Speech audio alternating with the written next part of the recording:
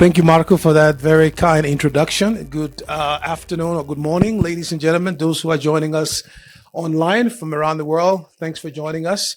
And this should be a very interesting conversation.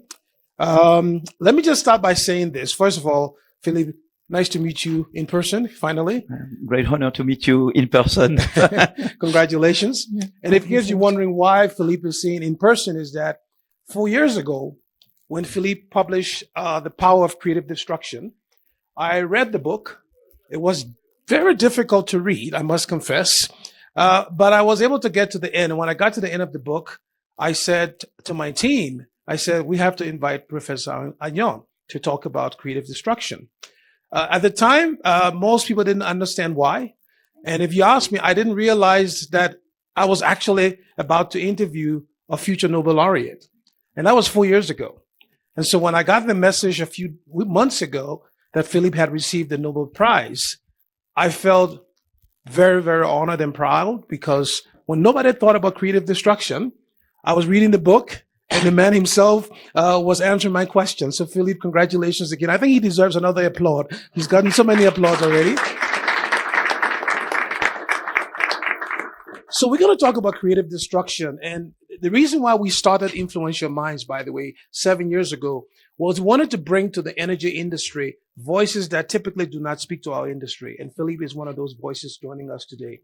But let's begin by first telling us, where were you when you got that call, once in a lifetime call? No, I was at home, and I was sure it would not happen. I mean, look, to be totally honest, there had been some signal that it might happen down the road, but several years, I thought it would be, if I've either never or not this year for sure. Mm-hmm. So I was really not into it at all. And then the phone rang with the country code of Sweden. So, and it was not a joke, because they look serious. Although they have a journalist called Adam Smith. And so they tell you, we give you Adam Smith on the phone for you.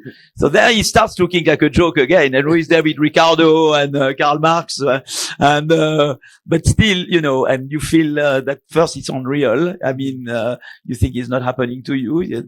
And then your life changes.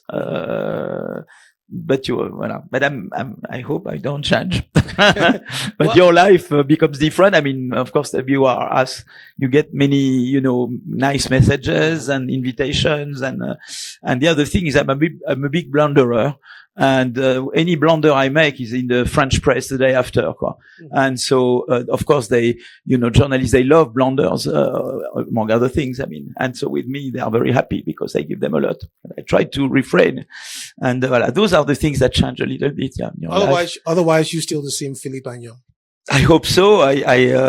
Patricia is here. I hope she's there too. And I have Patricia, my assistant. I have my companion. I have my family, and they are there. And their mission is to make sure that I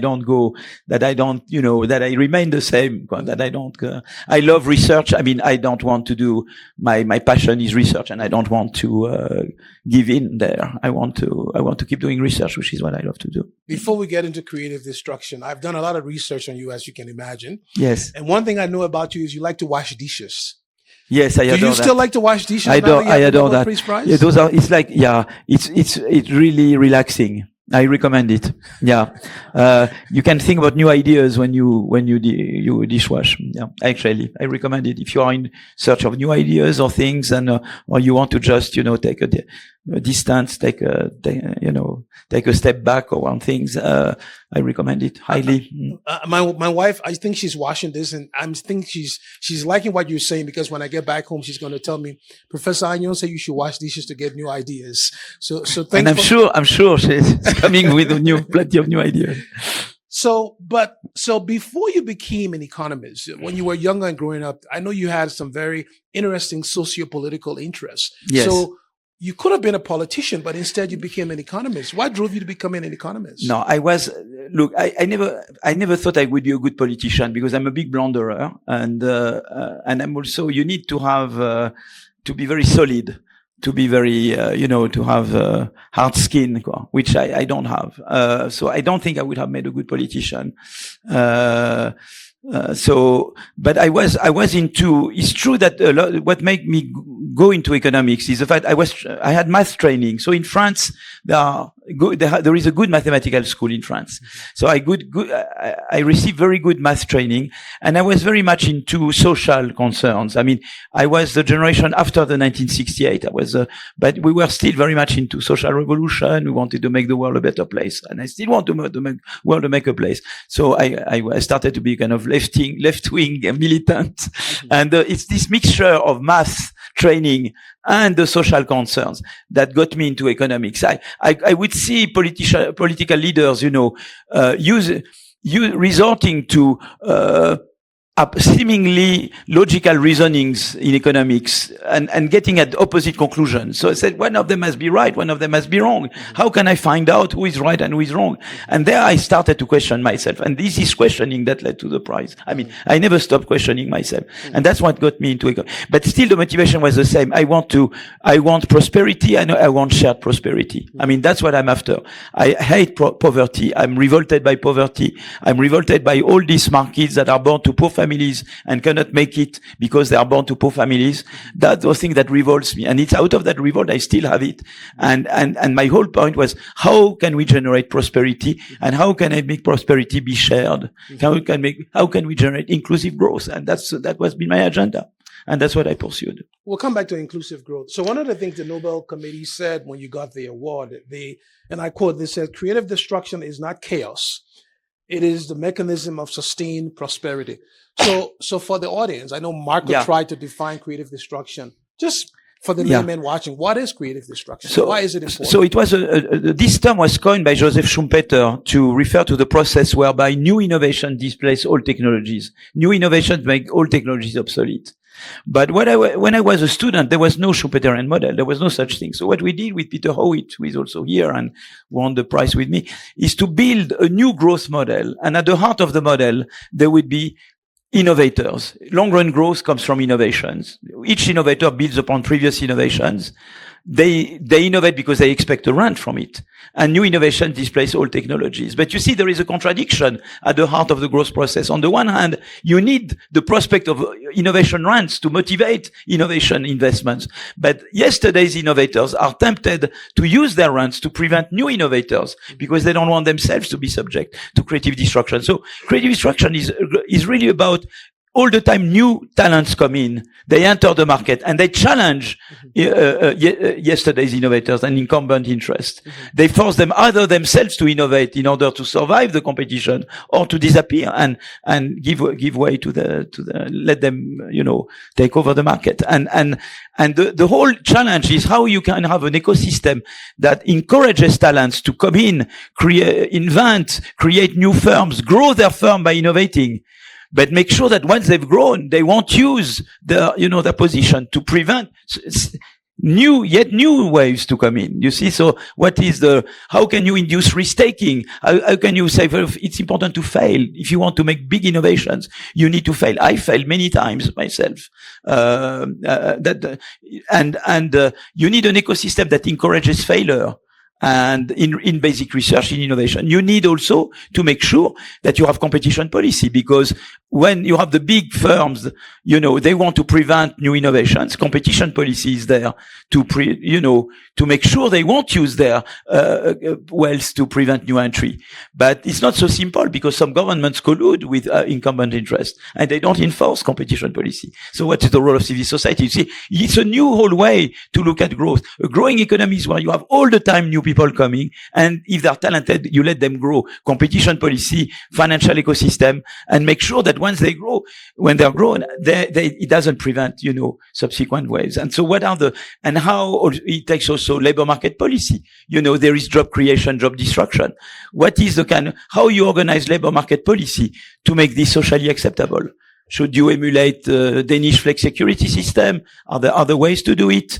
So that's the whole set of things that I'm. So managing the contradictions are very important. So this is the energy industry. Let's just talk about that. And as I was thinking about this, I thought, let me just ask you about the universality of creative destruction. Is it a universal concept? By that I mean, energy industry, you have capital intensive, long life assets.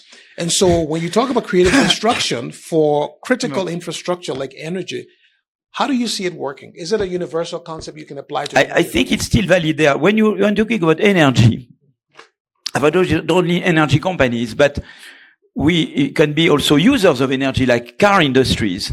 One thing that we saw in joint work that I did with Aaron Acemoglu, got a prize last year, and with other economists, we showed that there is path dependence in the direction of innovation. What do I mean? It's a kind of jargon. Firms that innovated in dirty technologies in the past, who pollute, went into polluting innovation, non-green innovation, they tend spontaneously to continue innovating in dirty technologies, in non-green technologies. That's what we call path dependence. For example, car producers that used to produce, thermic cars, fuel cars, they tend to continue produce fuel cars. And so it takes government policy and civil society to redirect firms' innovation towards green technologies. You see what I mean? The incumbents, they carry with them the bad habits. So creative destruction helps you there because, of course, new firms, they don't have the path dependence problem. They don't face that problem. So creative destruction already on its own helps you solve the green problem. And in fact, the new firms are the leaders in the transition because they are not carrying this, past history of dirty innovation and dirty production. They are not, they don't have this hysteresis phenomenon. They are not, held up by what they did in the past. So creative destruction is important. It's how you make sure that, firms will move into something radically new. And, having competition from new firms will be very important. Have the new firms lead the process. And what are the kind of government policies you want to have for that? So I know you talk about inclusive growth, and I know, Philippe, that you just don't like poverty. And that's a good thing. Nobody wants to like poverty. But we see increasingly around the world, we see the gap, the inequality growing. And we see small percentage of the world getting a lot of the returns of, say, creative destruction. So how do you see us making inclusive growth something that the world can embrace? Yeah. So some people believe that, it's the price to pay to be less inclusive is the price to pay to be more innovative. And I don't believe that. For example, if I have a good education system, we suffer from a problem of lost Einsteins or lost Marie Curie. Many smart kids born to poor families, and they don't make it to become entrepreneurs and innovators because they didn't get the knowledge and aspirations to become so. If you have a school system which is, where all kids have access to good knowledge and learn to learn, reading, mathematics, calculating, you have good school, okay? Then you will reduce the number of lost Einsteins. You will make the economy more inclusive and more innovative at the same time. So education is already one type of policy that makes you more innovative and more inclusive. Okay, that's one. Another one is the flex security system in Denmark. In Denmark, they introduced this system. When you lose your job, for 2 years, you get 90% of your salary, and the state retrains you and helps you find a new job. When they introduced this system, it made it easier for firms to lay off and hire. So it made creative destruction work better. But also, people are protected in Denmark. When you lose your job in Denmark, there is no negative effect on your health. My colleague, Alexandra Roulet, who is an INSEAD professor, had done fantastic work showing that, unlike in the US or in other countries, in Denmark, losing your job has no negative consequence. So when they introduced the flex security, they made growth. They boosted innovation-led growth, and they made growth more protective. A third one is competition. When you had the IT revolution, it was harnessed by the superstar firms, Google, Microsoft, Amazon. Initially, they pushed the growth, but then growth went down in the US. Why? Because these firms became so large that they ended up discouraging new firms. Suppose now that you reform competition policy in the US, also in Europe, to make it more pro-innovation, okay? Then you will boost innovation because the entrants that were discouraged, the potential entrants, will come in. But we also know that it means there will be more creative destruction. And the big thing is that creative destruction is a source of social mobility. Why? Because it's about new talents replacing old talents. It's a huge engine of social mobility.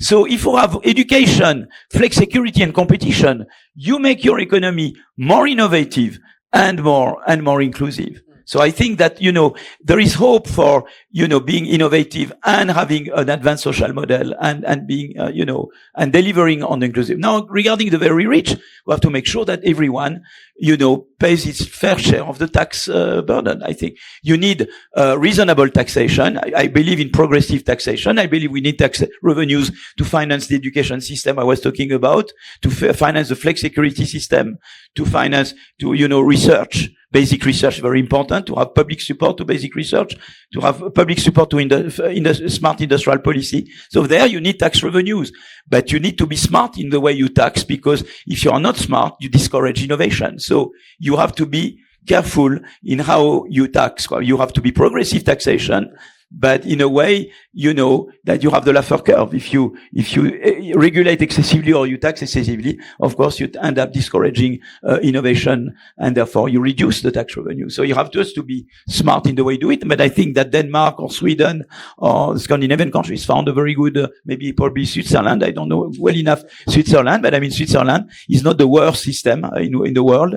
They might have found on that ground good compromise, a good way to approach the problem. So the world has about 9 billion people. In the next 10, 20 years, we'll get to 10 billion. How does this concept of creative destruction, how can governments in the global majority, because that's instead of the global south, I want to call it the global majority, because that's where the vast majority of the people live, Africa, Latin America. How can governments in those countries leverage creative destruction to spur growth in their countries? But look at what China did. Right? I mean, China, in 1976 or whatever, prior to Deng Xiaoping, China was a very poor country. The great majority of most of the Chinese were living under the poverty threshold, and they managed to.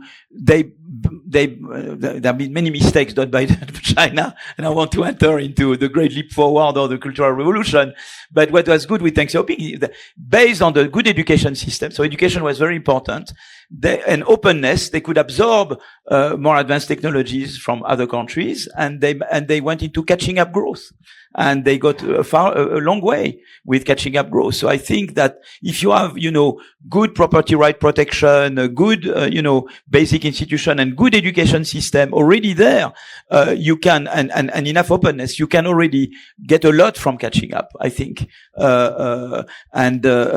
Service-led growth also, you can have industry is important, but service-led growth also is there. Now I have colleagues of mine who worked a lot on how much services, how much of a role they played in the growth process in India, for example. So there are, you have ways there, but human capital, I think, is the most important. I think the basis of everything, both already for catching up, but even more when you want to innovate. You can't innovate if you don't have a good education base. So I think the question there is that, of course, will be many.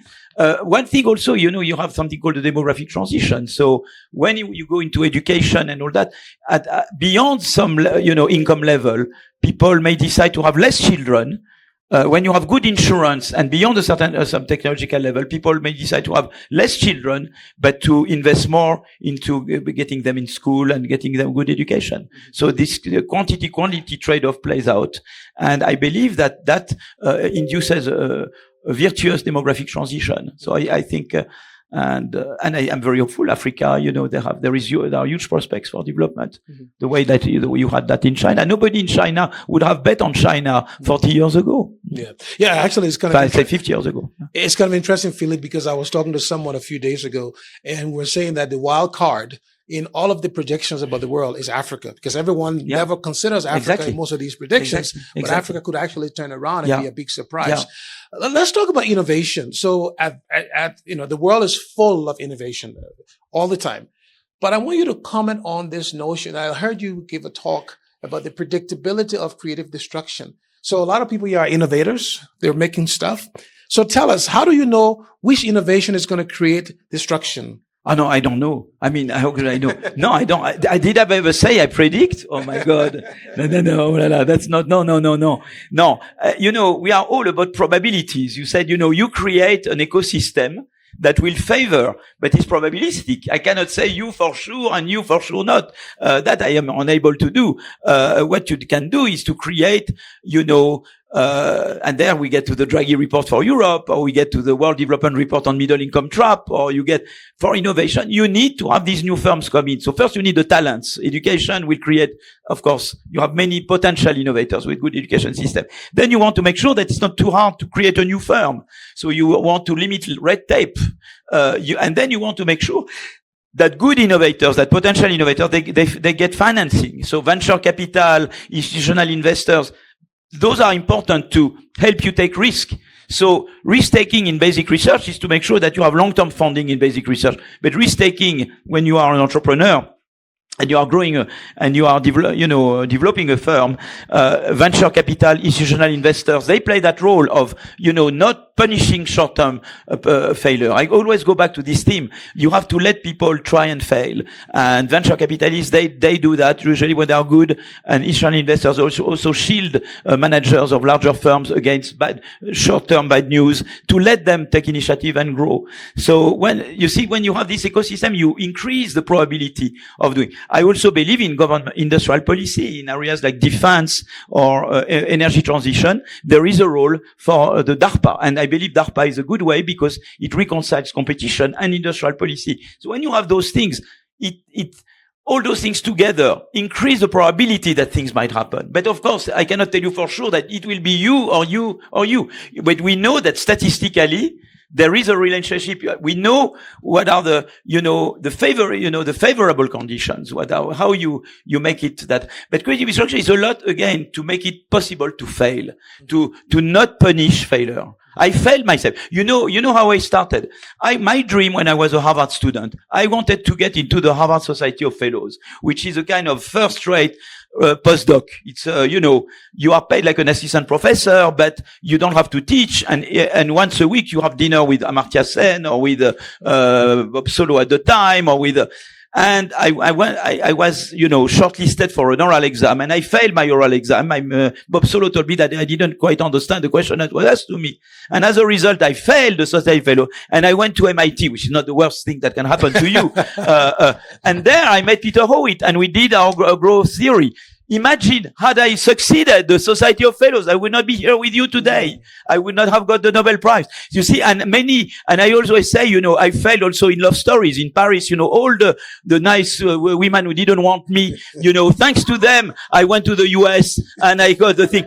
All the failures I can line up. The other day, there was an exam called Agrégation de Mathématiques. I failed it. And the journalist said, but my father was in your jury. I called the father and I thanked him. Thank you. You failed me. Thanks to which I got the prize. So I just encourage you, try and fail. So you're the poster child for feel safe. Feel safe. Look, we got about a few more minutes left, Philippe, but I want to cover a few more topics just quickly here. Look, you talk about competition and we have audiences, from around the world. We talk about AI, and when we talk AI, we think like 5, 6, 7 companies. We talk data centers, 5, 6, 7 companies. So are you concerned Absolutely. that as we are talking about creative destruction, there are few companies that are controlling the fate of the world? How does that concern you? Talk about a lot, because already I worked on IT, the IT revolution. When total factor productivity growth in the US, soared up between 1995 2005 because of the IT revolution. But it turned out that the IT revolution was really pushed by superstar firms that knew how to harness the power of IT better than other firms. So Google, Microsoft, Amazon, Walmart, they knew how to take advantage of the IT revolution, and they pushed US growth initially. But then what happened is since 2005, productive growth went down a lot. That's what we call the secular stagnation enigma. And what happened is that competition policy did not adapt properly to the IT revolution and let those firms grow and through merger and acquisition unboundedly. And eventually they became so pervasive, so tentacular that they ended up discouraging entry of new firms.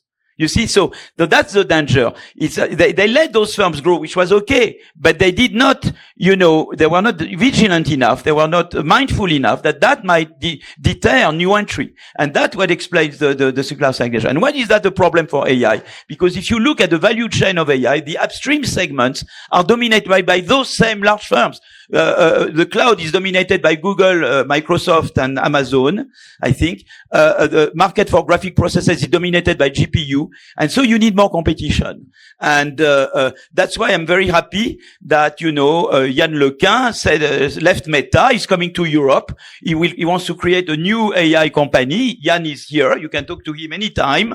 And he wants to go beyond LLM.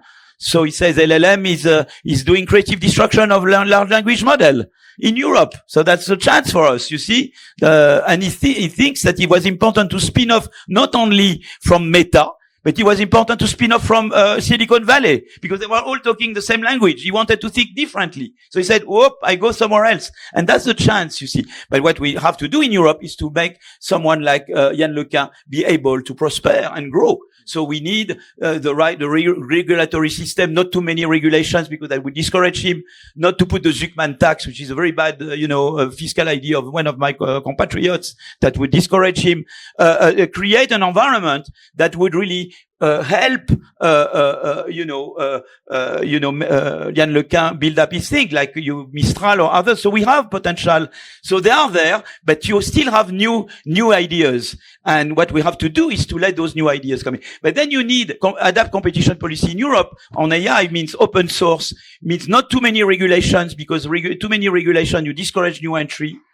Means that you need to be the Digital Market Act, which regulates, should be extended to the whole value chain of AI to share data. So we need competition policy, but we also need industrial policy to build computer power because we lack computing power in Europe. So, and that new firms, they need to have access easily to computing power. So that's, you see, there are things we can do to make sure that the world will not be dominated, with all my respect by two or three firms.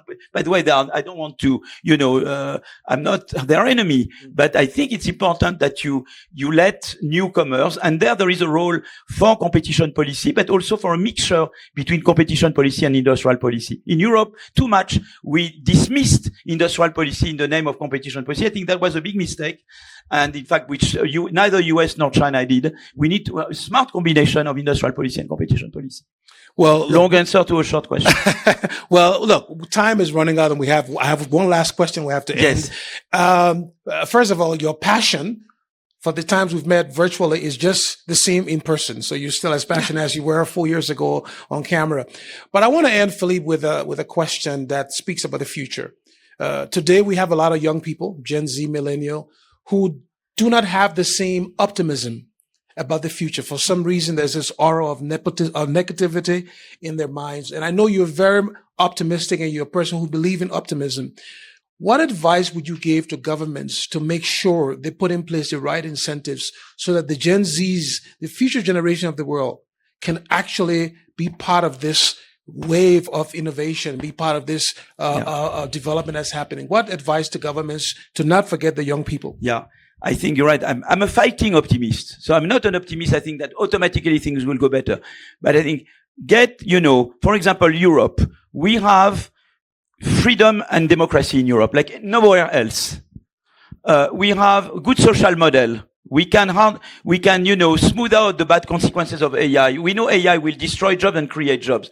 It's in Europe that we have the best flex security system that can accommodate job creation, job destruction. We have to build on this, that we have to attract, to tell those guys who want to do AI, come to Europe, come to us. You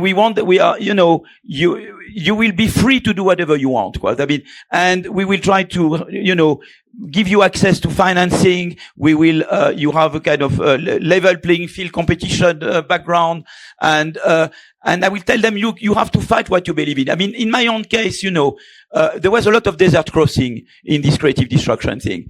Many times there were headwinds. Okay. Some people try to steal what we had done. Some people try to say, they don't matter. There are always headwinds. Competitors, of course, all incumbents who had other theories, they didn't like that we come in with an alternative theory. But once we felt we had something, we hang on to it. There is a lot of luck in this. I might have not met Peter Howitt. I might have not, together we may not have found the theory that we found. There is probably partly luck there, but there is, I think, persistence. You have to hold on to it. No matter the headwinds, you know where you want to get, and you have to keep. So I would tell them, believe in the future, because there are many good things. The future belongs to you. You can make it much better than what we've done. And be persistent and promote innovation, but promote also human innovation. If you develop firms, have social dialogues within your firm, treat well your employees, develop soft skills, have this way of being an entrepreneur that pays out. And I would recommend them to go in that direction. And I think there is, the future belongs to them. I think there is so much we can do. The AI has huge potential of growth and employment and environmental as well. I will surprise you if you do make a good use of it. So they will find ways to make a good use of it. Yeah. Well, look, this has been a fascinating conversation. You know, you are one of those who you do not use the dishwasher. So I should tell the young people, you don't have to use automation to make a world a better place. You can use your hands and make things work because you still wash dishes the old fashioned way. It's really been a pleasure and honor. You are, like I said, just as you were on camera. And I know you're the same because when I invited you to Influential Minds, you responded 4 years ago in less than a day. When I invited you to come to and see it for this event at the Global Leadership Forum, I sent the email, I think it was just around Christmas, and you responded the next day. So even though you have gotten the Nobel Prize, you're still a humble man. So did you want to make a last comment before we applaud and say goodbye? No, I'm very hopeful. I know we are going through difficult times, but the world will be better, and it's up to the young to make it a better place. Innovate in technology, innovate in organization and social, and really, I think there is a lot that can be done. And whenever something is unacceptable, you should not try to compromise. When something is unacceptable, you have to say no. It's important. I wait someone in Europe to say some things are unacceptable. No. And that's very important also. So you have to be a fighter. You fight for the better. And when you think that there is a red line passed, you have to be firm and say, no way you pass this line. There are things like, red lines that are. I think it's very important to have those principles. And I think if you have that, the future belongs to you. Well, ladies and gentlemen, virtually and in person, please join me in thanking Professor Philippe Aghion, Nobel Laureate 2025 in economics. Philippe, thanks for joining us. And those watching us online, the live stream ends now and we'll continue with the event. Thank you.